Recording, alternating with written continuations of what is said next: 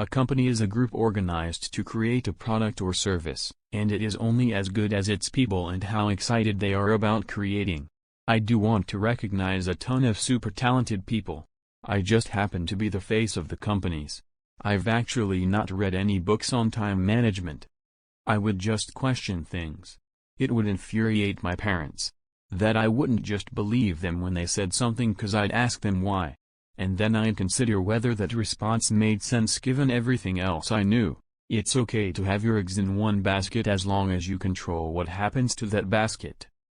The first step is to establish that something is possible, then probability will occur.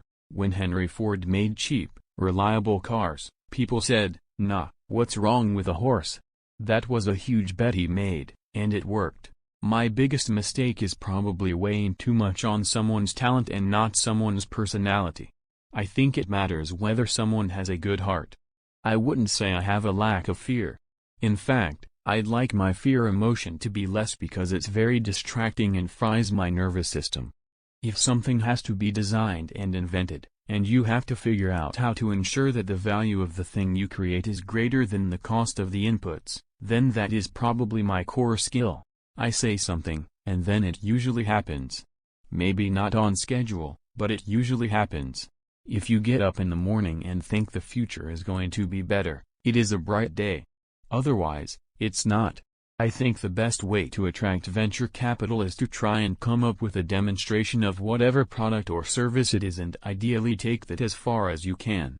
Just see if you can sell that to real customers and start generating some momentum. The further along you can get with that, the more likely you are to get funding. I think it's very important to have a feedback loop, where you're constantly thinking about what you've done and how you could be doing it better. I don't spend my time pontificating about high-concept things, I spend my time solving engineering and manufacturing problems. People should pursue what they're passionate about. That will make them happier than pretty much anything else. As much as possible, avoid hiring MBAs. MBA programs don't teach people how to create companies. It's very important to like the people you work with, otherwise life, and your job is gonna be quite miserable. Persistence is very important. You should not give up unless you are forced to give up. I don't create companies for the sake of creating companies, but to get things done. If you're trying to create a company, it's like baking a cake. You have to have all the ingredients in the right proportion.